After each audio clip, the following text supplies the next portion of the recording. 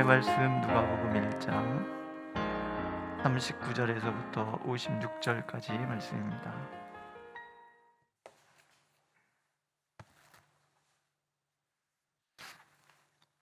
한 목소리로 읽겠습니다. 39절. 이때 마리아가 일어나 빨리 산골로 가서 유대 한 동네에 이르러 사가랴의 집에 들어가 엘리사벳에게 문안하니, 엘리사벳이 마리아가 문안함을 들으매 아이가 북중에서 뛰노는지라. 엘리사벳이 성령의 충만함을 받아 큰 소리로 불러 이르되, 여자 중에 내가 복이 있으며 내 태중의 아이도 복이 있도다. 내 주의 어머니가 내게 나오니 이 어찌된 일인가. 보라, 내 문안하는 소리가 내 귀에 들릴 때에 아이가 내 복중에서 기쁨으로 뛰놀았도다. 주께서 하신 말씀이 반드시 이루어지리라고 믿은 그 여자에게 복이 있도다. 마리아가 이르되, 내 영혼이 주를 찬양하며 내 마음이 하나님 내 구주를 기뻐하였음은 그의 여종의 비천함을 돌보셨음이라. 보라, 이제부로는 만세의 날을 복이 있다 일컬으리로다. 능하신 이가 큰 일을 내게 행하셨으니 그 이름이 거룩하시며 국률하심이 두려워하는 자에게 대대로 이루는도다. 그의 팔로 힘을 보이사 마음의 생각이 교만한 자들을 흩으셨고 권세 있는 자를 그 위에서 내리치셨으며 비천한 자를 높이셨고 줄이는 자를 좋은 곳으로 배불리셨으며 부자는 빈손으로 보내셨도다. 그 종 이스라엘을 도우사 긍휼히 여기시고 기억하시되 우리 조상에게 말씀하신 것과 같이 아브라함과 그 자손에게 영원히 하시리로다 하니라. 마리아가 석 달쯤 함께 있다가 집으로 돌아가니라. 아멘. 오늘 그 찬송을 마리아의 찬가다 이렇게 얘기를 합니다. 천사를 만난 마리아가 엘리사벳을 찾아가지요. 정말 확인해 봐야 될 거 아니겠습니까? 임신할 수 없는 여인이 임신을 했다. 과연 그러한가 싶은 거죠. 그런데 마리아가 엘리사벳의 집에 들어가서 문안을 하니까 그 아이가 마리아의 소리를 듣고 뱃속에서 요동을 합니다. 이런 순간에 엘리사벳에게 성령이 충만하게 임하여서 예언의 말씀이에요. 말씀을 쏟아놓는 거예요. 그 중에서 주께서 하신 말씀이 반드시 이루어지리라고 믿은 그 여자에게 복이 있도다 합니다. 이게 복이라는 말이에요. 하나님의 말씀이 반드시 이루어질 줄 믿는 믿음, 이 믿음이 복이 있는 거예요. 우리가 하나님의 말씀을 읽을 때 이 말씀이 그대로 이루어질 것이다 라고 믿는 그 믿음이 하나님께는 복되고 복된 믿음인 거예요. 왜냐하면 하나님의 신실하심, 그 능력을 믿는 것이기 때문에 그래요. 복되도다. 오늘도 하나님께서는요, 하나님이 하신 말씀은 그대로 이루어질 줄로 믿는 사람들을 사랑하시고 그들을 복되다, 그렇게 말씀하시는 거예요. 엘리사벳의 이 칭송의 말을 들으면서 마리아는 놀라운 구원의 소식이 자신에게 임했다라는 것을 확신하게 되는 거죠. 그래서 하나님을 찬양하기 시작을 합니다. 재밌지 않습니까?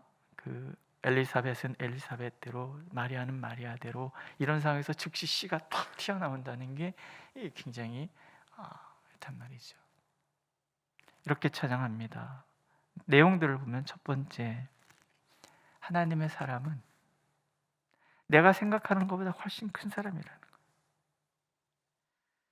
비천한 자를 부르셔서 돌보셨음이라. 보라, 이제 부르는 만세의 날을 복이 있다 일컬으리로다. 나는 비천한 사람. 자신의 존귀가 하나님으로부터 온 것을 마리아는 알았다. 나는 비천한데 내가 존귀한 사람이 돼요. 하나님의 손에 붙들린 사람이 돼요. 이건 순전히 하나님의 은혜인 거예요. 나의 존귀가 하나님으로부터 온 줄 모르는 사람은 감사하지 않아요. 내게 주신 모든 것들이, 이 부요함이 하나님으로부터 온 것임을 모르는 사람은 자신의 그 부요함을 감사하지 않아요. 우리가 찬양하지 못하는 것은 하나님의 은혜에 감사하지 못하는 것은 나의 비천함을 돌보시는 하나님의 은혜, 그것을 우리가 알지 못하기 때문에, 나를 존귀하게 하시는 분이, 하나님이 또 나를 얼마나 존귀하게 여기신지를 모르는 사람은 찬송하지 못해요. 하지만 마리아는 찬양하잖아요. 그의 여종의 비천함을 돌보셨습니다. 보라, 이제 후로는 만세 나를 복이 있다 일컬으리로다. 비천한 자신을 만대 복 있는 사람으로 칭송하게 만드신 하나님을 찬양하는 거예요. 능하신 이가 큰 일을 내게 행하셨으니 그 이름이 거룩하시며, 내가 연약한 중에도 큰 일을 할 수 있는 이유는 내가 능력이 있어서가 아니라 하나님의 능력이 내 안에서 일하시기 때문이다라는, 긍휼하심이 두려워하는 자에게 대대로 이루는도다 또 찬양하지요. 하나님의 능하신 손길을 믿고 나는 비천하지만 그 하나님이 나를 존귀하게 하신다는 것을 믿고 그 하나님을 경외하는 사람, 사랑하여 존귀 여기고 하나님을 누구보다 기뻐하는 그 사람을 하나님은 대대 긍휼하심을 베풀어 주신다라는 거예요. 엘리사벳도 그러하고 마리아도 그러하고 세상에서는 알아주지 않는 보잘것없는 사람들이에요. 아이를 낳을 수 없을 정도로 나이 많은 여인, 갈릴리 나사렛이라는 아주 작은 동네, 볼품없는 동네에 살고 있는 한 여인, 누가 봐도 알아줄 것 같지 않은 그런 사람들을 하나님은 택하셔서 그들을 복되고 복된 사람으로 바꾸어 주신다는 것. 자격 없는 사람을 부르셔서 자격을 부여하시고 늘 넘어질 수밖에 없는 연약한 나를 붙드셔서 강한 자로 바꾸어 가시는 하나님, 그 능력과 그 긍휼이 함께 하시기 때문에 우리는 보잘것없지만 비천하지만 귀한 사람이 되고 연약하지만 두려워하지 않는 사람이 될 수 있다는 이 믿음, 부족하지만 큰 일을 할 수 있고 결국은 만세 복이 있다 칭송받는 사람이 될 수 있는 이 비결, 하나님이 돌보시기 때문인 거예요. 그러니 나는 내가 생각하는 것보다 훨씬 큰 사람이야. 오늘의 내 환경에 내 생각에 갇혀서 나를 하찮게 여기고 부끄럽게 여기고 그럴 필요 없는 거예요. 하나님의 사람은 하나님이 존귀하시고 하나님이 능하시기 때문에 얼마든지 하나님 안에서 존귀해지고 하나님의 능하신 손길 안에서 능한 사람이 될 수 있다.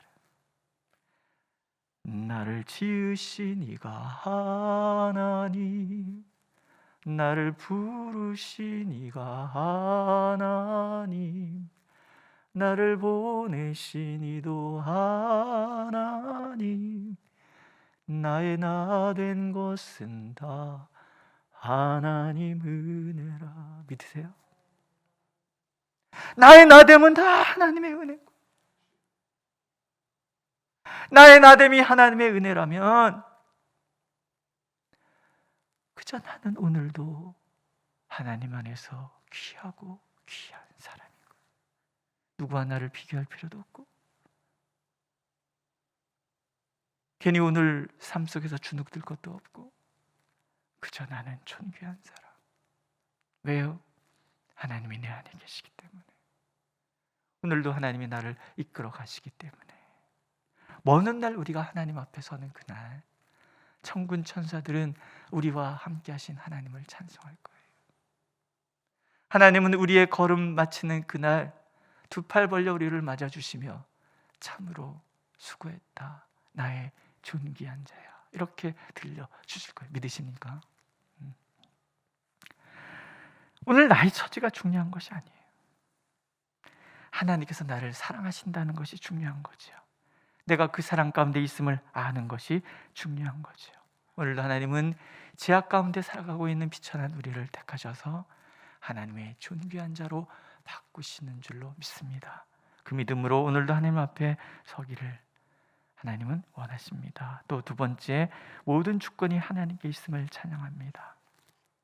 우리는 성경에서 신앙의 위인들이 가졌던 공통된 신앙을 보지요. 그것은 하나님께서 모든 것을 주관하신다는 고백이에요. 세상 모든 권세 위에 하나님이 계시다는 것을 고백하는 거예요. 높이고 낮추심이 하나님께 있어요. 귀하고 천함도 하나님께 있어요. 줄인 자는 그 배를 좋은 곳으로 채우시지만 부자는 빈손으로 돌아가게 하시는 분도 하나님이시고, 우리가 운이 좋아서 잘 된다 말하잖아요. 아니잖아요. 우리는 하나님의 은혜 안에 있기 때문에 잘 되는 거예요. 누구도 하나님 앞에서 자랑할 수 없어요. 누구도 하나님 앞에서 낮아짐을 비관할 수 없어요. 그저 우리가 할 수 있는 일은요, 잠잠히 주님만을 바라보는 거예요. 시편 37편은 이렇게 찬양하잖아요. 악을 행하는 자들 때문에 불평하지 말며 불의를 행하는 자들을 시기하지 말지어다. 하나님을 모르고 불의를 행하는 사람들이 잘 되는 것 같아 보이는 세상을 산다기 때문에 에이 이놈의 죽을 놈의 세상, 이렇게 말하지 말라는 거예요. 에이 더러운 세상 말하지 말라는 거예요. 오직 우리가 할 수 있는 것은 여호와를 의뢰하고 선을 행하는 거예요. 땅에 머무는 동안 그의 성실을 먹을거리로 삼는 거예요. 하나님을 기뻐하는 거예요. 그러면 내 마음의 소원을 이루어 주시고 내 길을 하나님께 맡기고 의지하면 하나님께서 이루시고 내 의를 빛같이 정오의 빛같이 만들어 가신 하나님을 만나게 된다는 거예요. 이 고백이 우리의 고백이 될 때 우리는 높아질 때 교만하지 않을 수 있고, 낮아질 때 주눅들지 않는 거예요. 내가 잘나서 높아지는 것도 아니고 내가 못나서 낮아지는 것도 아니라는 거예요. 오직 겸손은 높을 때나 낮아질 때나 한결같은 마음을 품는 것을 겸손이라고 그래요. 오늘도 하나님께서는 모든 세상을 주관하신다는 것을 우리가 보기를 원하십니다. 그래서 찬양하는 우리가 되기를 원해요. 높아질 때 높여주심을 감사하고 낮추실 때 겸손케 하심을 감사하는 우리 모두가 되기를 하나님 원하고 계십니다. 세 번째, 우리를 영원히 기억하시고 긍휼히 여기시는 하나님을 마리아는 찬양합니다. 우리 조상에게 말씀하신 것과 같이 아브라함과 그 자손에게 영원히 하시리로다. 하나님의 사랑은 오늘 있다가 내일 사라지고 어제 있다가 오늘은 사라지고 그런 사랑이 아니라는 거예요. 우리를 기억하시는 것이 어제 다르고 오늘 다르고 그런 분이 아니라는 거예요. 우리는 오늘 되어진 결과를 보고서는 늘 일희일비한단 말이죠. 잘 풀리면 하나님이 함께 하시는 것 같고, 뭔가 꽉 막힌 것 같을 때는 하나님이 떠나신 것 같고, 잘 될 때는 하나님의 자식인데 잘 안 될 때는 무슨 의붓자식 같은 생각 들고, 그건 우리 마음인 것뿐인 거예요. 마리아는 찬양해요. 우리 조상에게 말씀하신 것과 같이 아브라함과 그 자손에게 영원히 하시리로다. 아브라함으로부터 시작된 그 하나님의 놀라우신 은혜가 그 후손과 후손과 후손을 거쳐서 예수 그리스도에게서부터 우리에게로 끊임없이 흘러와서 결국은 영원히 하나님과 머무는 그 삶, 그 나라에서조차도 끊이지 않는 그 사랑.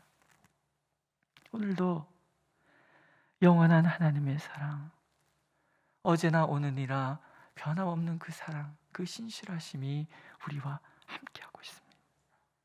예수 그리스도 안에서 우리는 그 하나님을 찬양할 수밖에 없는 사람이 될 수밖에 없다라는 거예요. 능하신 손, 긍휼의 손길, 하나님을 거역하는 자들은 대적하시고 겸손한 자를 높이시는 하나님, 영원한 긍휼과 또 그 사랑으로 함께 하시는 하나님, 그 하나님의 놀라우신 은혜를 늘 기억함으로 우리는 하나님을 찬양할 수 있는 거죠. 그래서 하나님께서는 오늘 나의 삶이 어떠하든 찬양하기를 원하십니다.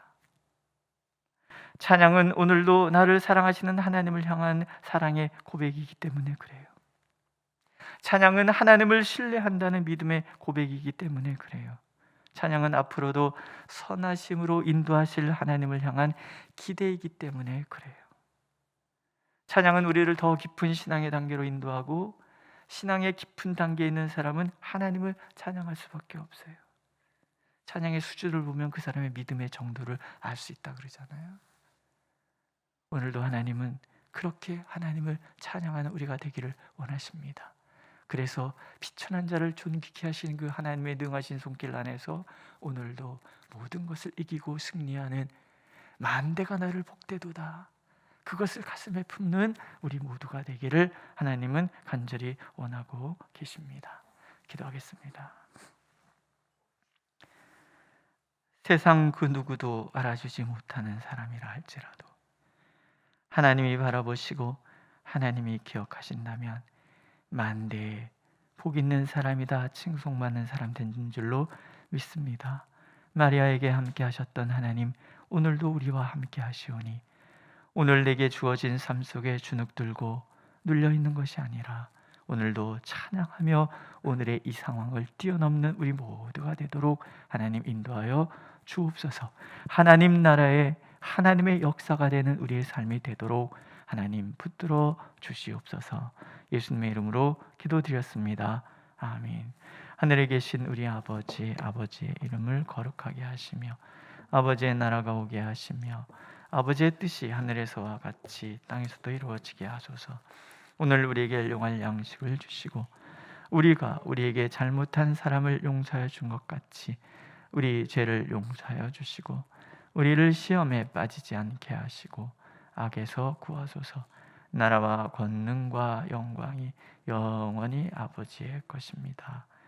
아멘.